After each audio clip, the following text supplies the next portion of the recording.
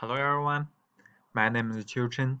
Today from this video I want to let you know a good tools for login in our university when you're outside of the university. This is quite useful because usually we need the login to our university to change the password or submit some homework like that. So let's start. First, this tool's name is WinSCP. You just search it on Google, you will find it.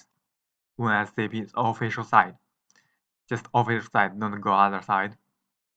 So in the official site, you will find what is WinSCP.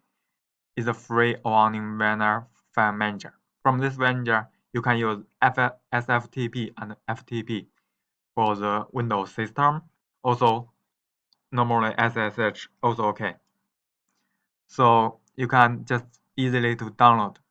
Click download now. You will get this kind of software for free.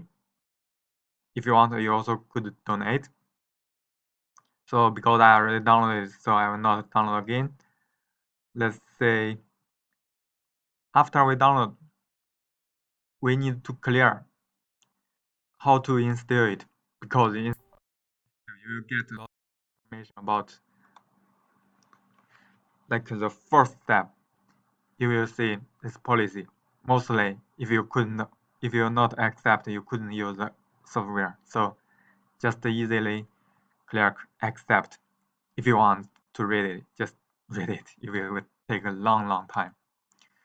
So normally I will choose the typical installation, because on the customer installation we will have more features needed to select.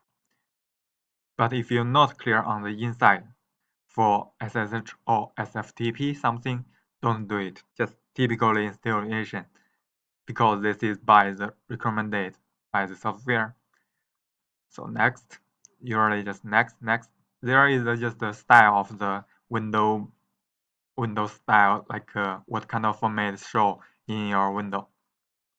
So this kind of window, I most like it because you can easily drop some file or other things. It's easy to operate.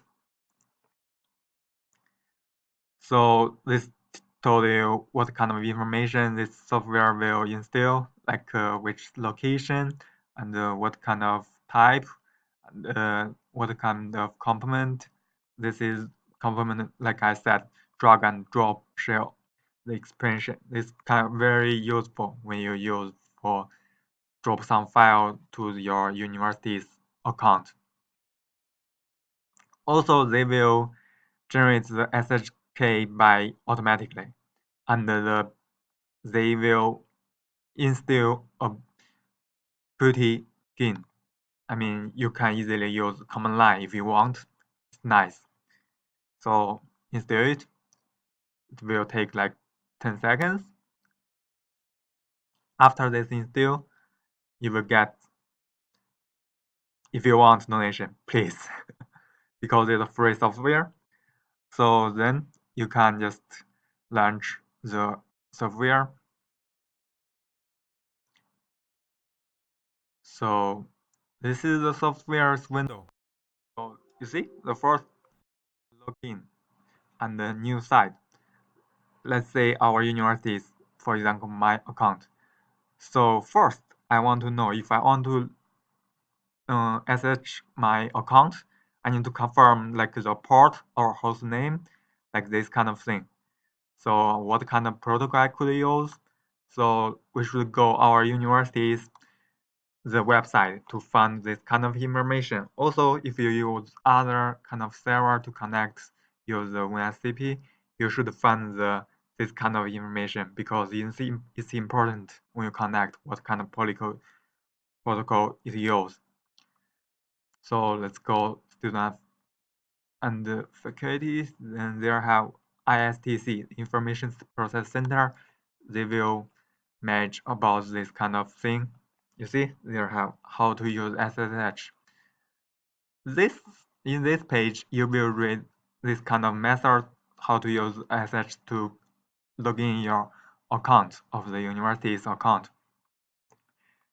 So in our case, we need to know the the host name and the port. So usually you can see the first one. This is the SS gate. This is the URL, the host name. So also there have teach you what kind of connection if you use file FTP protocol. So like there shows usually use SFTP. So we need to let's check this software. There is SFTP, so use it. We also got the information of the host name. So we write the host name SSH gate u-iz.ac.jp. The port also is 22. This kind of information you can find in the website. Then you will need, sorry, you should write, because it will automatically to get a substring from this host name. So maybe write all the name, like your ID. For example, there is my ID, then SSH gate dot like this. Then see, there will automatically change to your username. Then get your password. You can save it, because when you save it, you will don't need to log in again next time. They will automatically to save a print figure. This means next time you can just log in. You see, save. There is your site name, and there is folder, and save password. It's quite important, save the password. And another is create desktop shortcut. If you just use for login some like a university's account or other like AWS account, just create, maybe is helpful for your daily life, is more efficient. So we don't choose this right now. So then you can see there is get a new site is your account, and this session shows what kind of port, what kind of host name and username, password. You see the password is totally different because you couldn't copy it even. So if you change your password, you can edit it, then change your password there. It's easy to use. Then after this, after you fill all this kind of information, you can log in. Then the first time you log in, you will get this kind of warning. So usually they will tell you what kind of key you use, server's RSA key. This is the detail. But normally you don't need to memorize this kind of thing. So you just sure you trust this website because you want to log in it. So choice yes. After this, it will log in. This is my home directory of the university's account. For example, also this kind of software provides very interesting thing. Like you can easily to let's open this just this part. And say this is two window side. This side is your local side, and another side is your remote side, which is your SFTP side. So in this side, you also could open some files.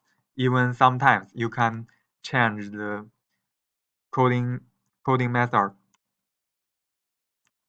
So there is my directory, and if I want to copy some file to my directory, for example, desktop, like this kind of PDF file. I want to put some like lecture, just click lecture, then put the PDF file inside.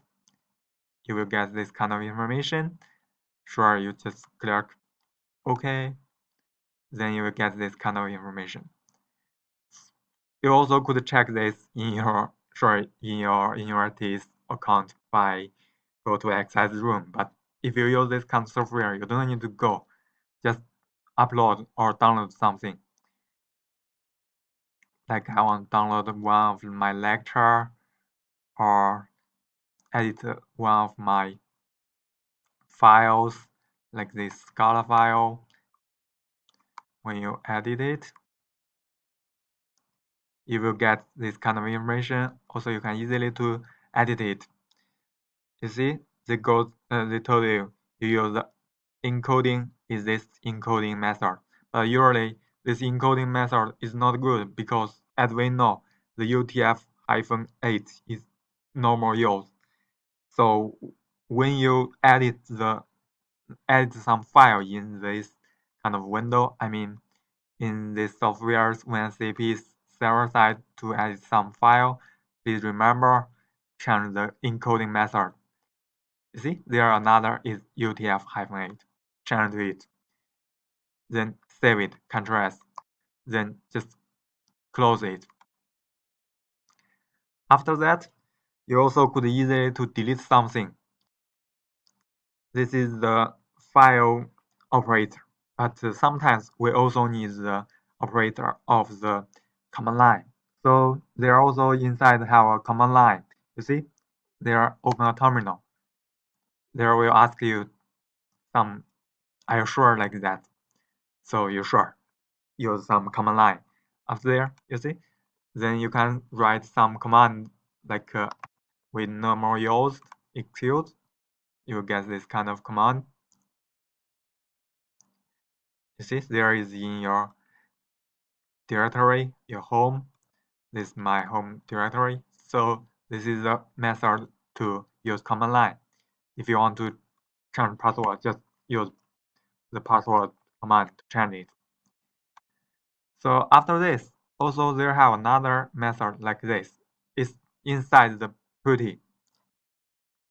But right now, if you use this putty method for SSH, you need to log in again. I mean, just for the password. Like if I input my password, you will get, yeah, it's a normal the command line. You can easily to go directory. You don't need to click the execute to just execute one command.